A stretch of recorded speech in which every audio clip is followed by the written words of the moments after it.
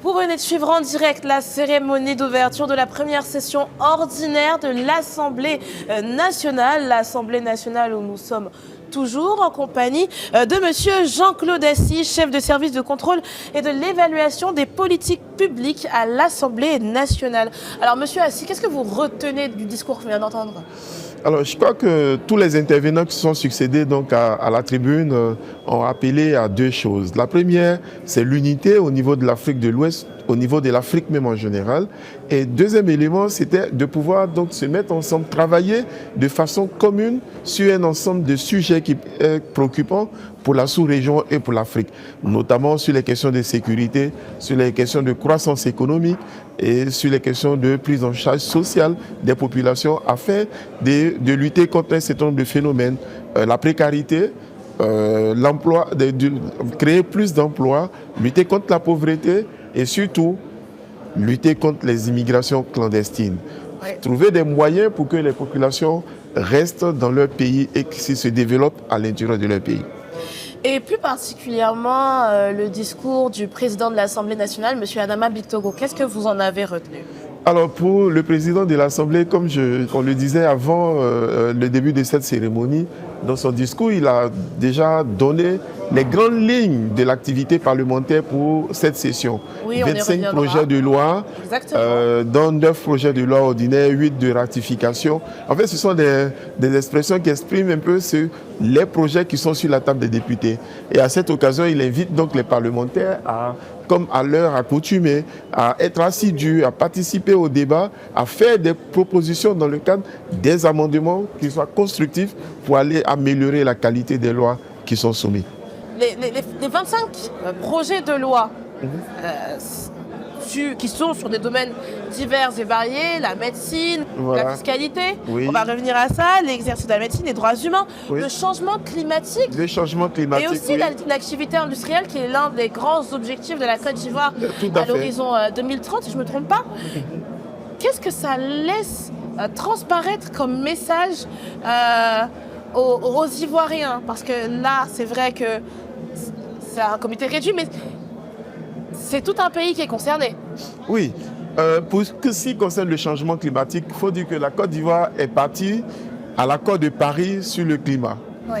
Et l'année dernière, il y a eu encore la conférence internationale sur le climat, la COP, qui s'est tenue donc à Ouzbékistan, où la question de la déforestation a été encore une fois posée. Mais il se trouve que la Côte d'Ivoire doit prendre en interne, comme dans tous les autres pays d'ailleurs, doit prendre en interne un certain nombre de mesures pour pouvoir justement afficher clairement ses intentions de lutter contre le changement climatique qui cause énormément de difficultés aux agriculteurs, mais pas que les agriculteurs, mais à toute la population ivoirienne. Et donc c'est un débat qui va avoir lieu donc au cours de cette session à l'Assemblée nationale. Cet ensemble de lois, qu'est-ce que ça laisse présager pour l'année parlementaire en cours qui, je le rappelle, sera quand même assez spéciale? Oui, on aura une session assez riche, comme on a dit, parce que 25 projets de loi au cours d'une session qui va durer à peu près 5 mois. C'est du travail intense pour les députés, mais qui vont allier cela avec les déplacements fréquents dans leur circonscription à cause de la particularité de cette année qui est une année électorale. Et donc, on va avoir des députés qui vont être très sollicités, aussi bien à l'Assemblée nationale que dans leur circonscription. Alors, monsieur Assy, pour bien situer nos téléspectateurs, du fait qu'on regarde sur notre droite depuis tout à l'heure, c'est parce qu'en fait, tout le corps diplomatique ainsi que les différentes délégations sont en train de sortir et du coup, oui, on est juste à côté d'eux et ils nous regardent. C'est pour ça qu'on est un petit peu... on essaye de se tenir, ouais, de voir tout ce monde, visiblement, comme on peut le voir, monsieur Assy, qui est détendu, qui affiche un visage heureux. Vous les sentez optimistes pour cette année? Ben oui, comme j'ai dit depuis le début, c'est que cette cérémonie, oui, est avant tout un élément mobilisateur de l'opinion publique. Et donc voir les diplomates, le corps diplomatique, les chefs traditionnels, en fait toute cette composante de la société ivoirienne présente et oui, devant cette parterre de personnalités énoncé pour dire voici le programme de travail de l'Assemblée, voilà des éléments qui vont meubler l'Assemblée, le calendrier parlementaire. C'est tout à fait quelque chose d'extraordinaire qui permet justement à l'opinion de comprendre ce que les parlementaires font dans leur intérêt. Merci, monsieur Assis. Alors, je vais vous demander de rester pas très loin, hein, oui. Parce que notre député est là. Oui. Il a fait son entrée, il est très souriant. Je sens qu'il a beaucoup à dire. Alors, et cette fois-ci, je peux véritablement l'annoncer. Monsieur Assalé Tchemoko Antoine, député indépendant de Tiasalé est là. Bonjour. Bonjour. Bienvenue. Bonjour. Alors, comment vous allez en cette fin de cérémonie? Écoute, ça va bien. Nous sommes venus pour la cérémonie solennelle d'ouverture de la session 2025. Elle vient de prendre fin et donc les choses sont bien passées. Comment vous vous sentez pour cette année? Optimiste? Écoutez, en tant que parlementaire, c'est notre quotidien. Chaque fois que la session est ouverte, on se prépare à examiner, à étudier les textes de loi qui sont au programme. Et donc, nous sommes prêts. Alors, les textes de loi, justement. Monsieur Bictogo, à la tribune, on a évoqué plutôt 25. Oui. Vous connaissant un petit peu, car j'ai eu l'occasion de vous interviewer, qu'est-ce que vous avez à dire brièvement sur ces 25 projets de loi? Non, les textes en question, on ne les a pas encore vus. Nous, le président l'a annoncé, mais nous, on ne les a pas encore en main. Et donc, ça va être beaucoup de textes à étudier quand même pour cette session. On est au travail chaque jour. J'espère vous revoir pour d'autres sessions. Voilà, alors, le prochain député se prépare, donc je vous retiens quelque peu sur mon plateau pour nous parler un petit peu du caractère solennel de cette cérémonie. Vous qui êtes un habitué. Ok. Cette musique, le fait de voir autant de diplomatie parlementaire, qu'est-ce que vous ressentez? Écoutez, l'Assemblée nationale est un maillon essentiel de notre système démocratique. C'est la maison du peuple. C'est la représentation nationale. Et donc, au niveau des institutions, elle joue un rôle majeur dans l'équilibre du pays. Et donc, chaque fois qu'il y a la rentrée solennelle, il est évident que c'est un événement majeur pour notre pays. Et donc, tout le monde est là. Des parlementaires voisins des pays africains viennent. Cette année, on a eu pratiquement 5 présidents d'institutions voisines qui sont venus pour participer à cette rentrée solennelle. Donc c'est tout le peuple de Côte d'Ivoire qui est représenté à travers les députés que nous sommes. Et donc c'est un événement majeur pour notre pays. Monsieur Assalé Tchemoko Antoine, merci d'avoir à nouveau répondu à nos questions. Je rappelle que vous êtes le député maire de Tiasalé et je m'apprête à recevoir le prochain député qui n'est autre que monsieur Pascal Afine-Guessant. Monsieur Afine-Guessant, bienvenue. Bonjour. Bonjour. Ça va. Qu'est-ce que vous retenez dans l'ensemble de cette ouverture? C'est une session classique, hein? Mais ce qui paraît important, c'est le contenu des messages. Et je note que malheureusement, les messages qui ont été délivrés par le président de l'Assemblée nationale en particulier sont totalement en déphasage avec les préoccupations des Ivoiriens. Sur quoi vous vous appuyez pour dire ça? Pardon? Sur quoi vous vous appuyez pour dire ça? Évidemment, parce que la dimension, toutes les questions qui intéressent les Ivoiriens aujourd'hui, oui, ce sont les questions nationales, oui, de la gouvernance, oui, les problèmes qui se posent aux populations en termes de prix de cacao, en termes de revenus des paysans, de rémunération des fonctionnaires. Mais surtout, nous sommes dans une année électorale et il y a un certain nombre de préoccupations liées à la tenue prochaine des élections. Comment ces élections vont se dérouler? Est-ce qu'il y a des chances qu'elles soient pacifiques, transparentes? Il se pose des problèmes de candidature, il se pose des problèmes de réforme du code électoral, de la commission électorale indépendante. Ces questions-là, nous n'avons pas entendu du tout le président de l'Assemblée nationale. Et c'est dommage. Néanmoins, il est important de dire qu'il y a 25 projets de loi qui sont actuellement sur le bureau de l'Assemblée nationale. Bien sûr, oui. Certains font quand même partie de la vie des Ivoiriens, monsieur. Mais bien sûr. Par exemple, l'exercice de la médecine. On a parlé du code de déontologie. Il me semble que vous étiez quitté sur ce code de déontologie. Ce sont des questions importantes. Ce sont des questions importantes. Donc, on doit mitiger un petit peu. Mais il y a des questions encore qui sont essentielles. Par exemple, j'aurais souhaité que parmi les 25 projets de loi, il y ait des projets de loi qui touchent, par exemple, à la réforme de la commission électorale indépendante, qui touchent à la réforme du code électoral. Il n'y a aucun sujet. Ça veut dire que sur ces questions-là, les préoccupations de l'opposition ne sont pas prises en compte. Et qu'il ne faut pas s'attendre, si nous restons dans ce contexte, il ne faut pas s'attendre à ce que le cadre juridique et électoral des élections change. Ce qui pourrait être une source de conflit. et de contestation. Parce que l'opposition attend des réformes. Et il n'y a aucune réponse, ni au niveau du gouvernement, ni au niveau de l'Assemblée nationale. Alors qu'en même temps, on parle de paix, on parle de stabilité, on souhaite que les élections soient pacifiques. Mais si on veut que les élections soient pacifiques, il faut avoir le courage d'aborder les problèmes qui sont posés par un certain nombre d'acteurs majeurs et qui conditionnent le caractère pacifique de ces élections. Et donc je pense que c'est une erreur de mener une politique de l'autruche qui consiste à fermer les yeux sur des préoccupations importantes. Que vous considérez? Que nous considérons. Personnellement, c'est ce que je considère.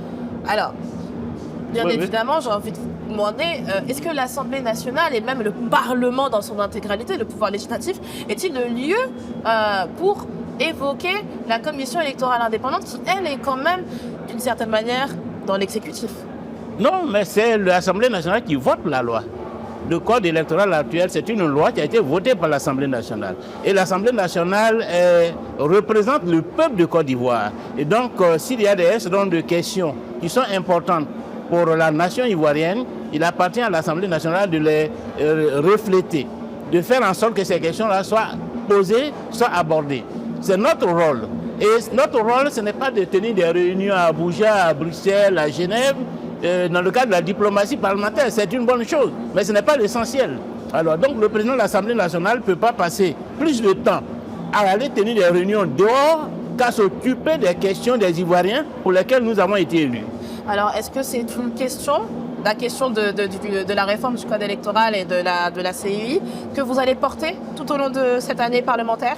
Oui, mais nous, au Front populaire ivoirien, si nous avions un groupe parlementaire, et c'est pour cela que nous devons interpeller nos compatriotes. Lorsqu'il s'agit d'élire les députés, il faut que les Ivoiriens fassent en sorte d'élire des députés qui peuvent porter leurs revendications, qui peuvent poser leurs problèmes.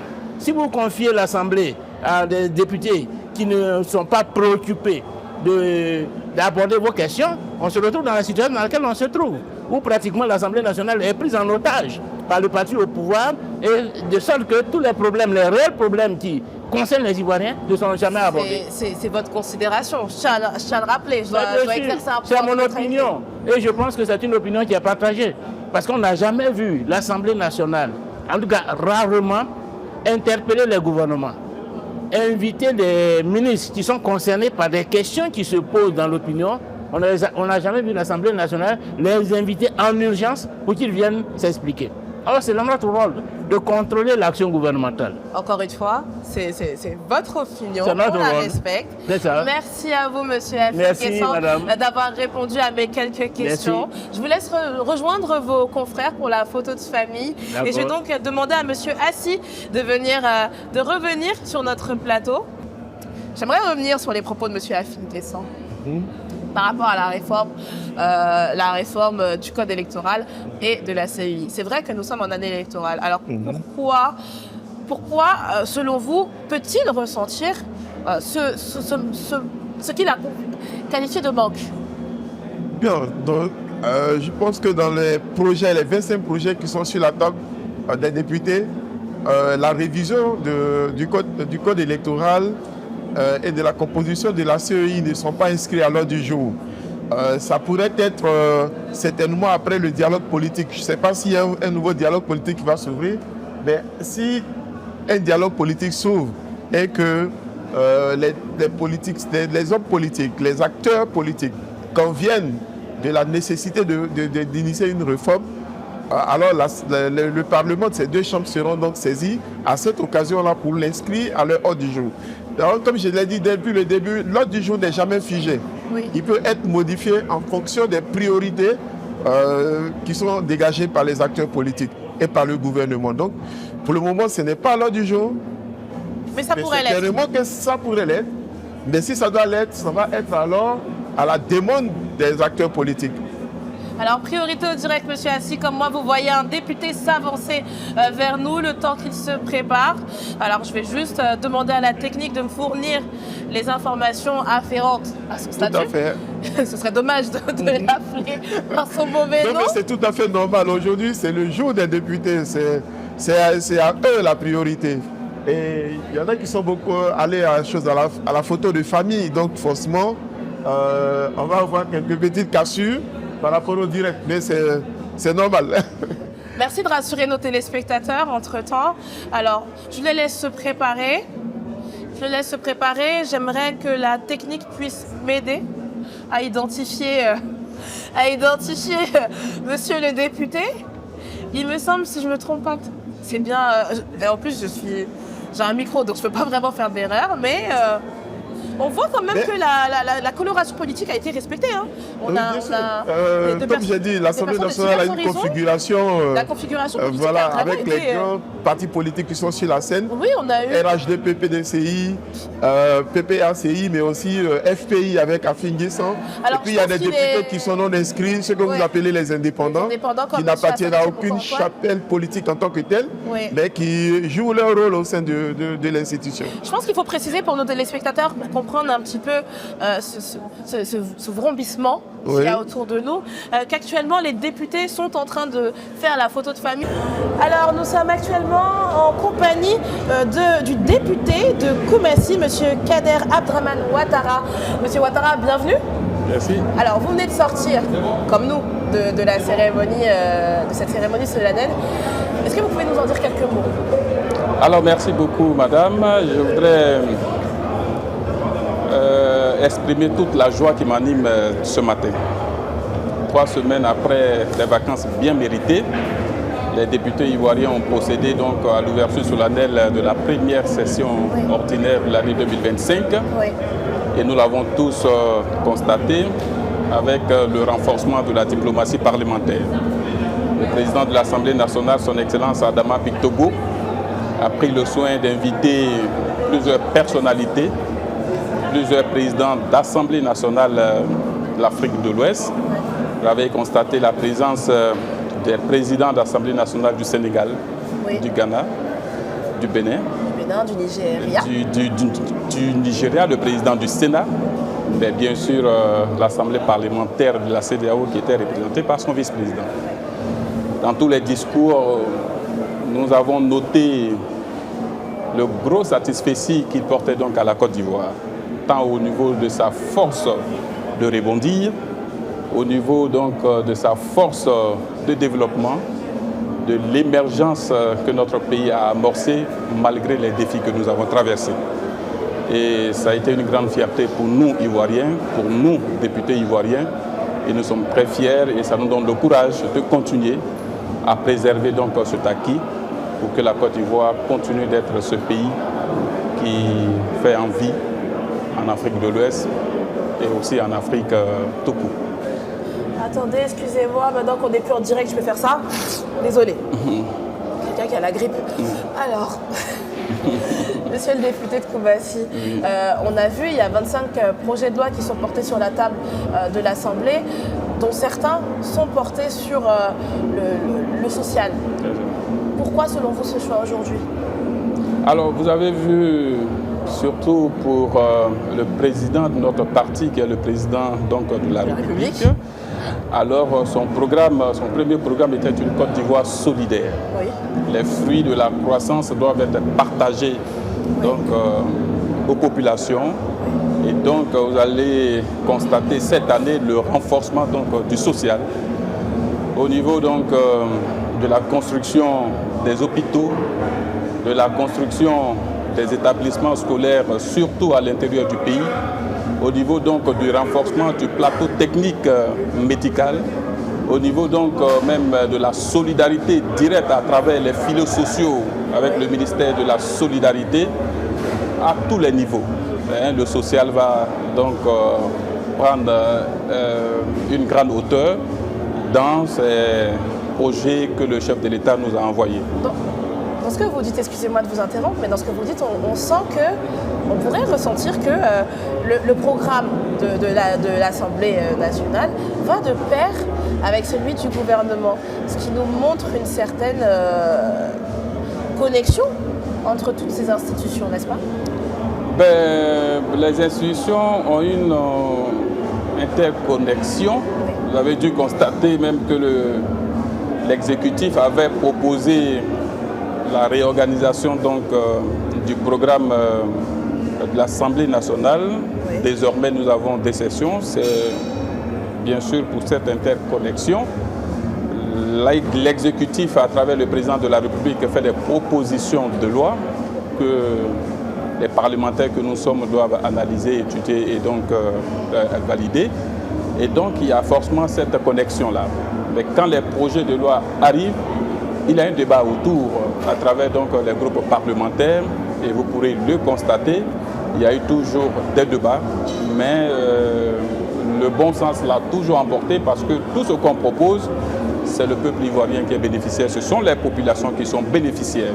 Et donc, généralement, ces projets de loi passent pour le bonheur donc, du peuple ivoirien. Monsieur Kader Abdraman Ouattara, député de Koumassi, merci d'être venu sur ce plateau pour répondre à nos questions. Je rappelle encore une fois que vous êtes député maire de Koumassi. Député et cinquième adjoint au maire de Koumassi. Député et cinquième adjoint au maire de Koumassi. Merci pour la précision. J'aimerais juste avoir votre couleur politique, ce sera important quand même pour nos téléspectateurs, si vous pouviez vous présenter. Bakary Camara, député de la circonscription de Tiapoum. Au nom de quel groupe parlementaire? Groupe parlementaire RHDP. D'accord.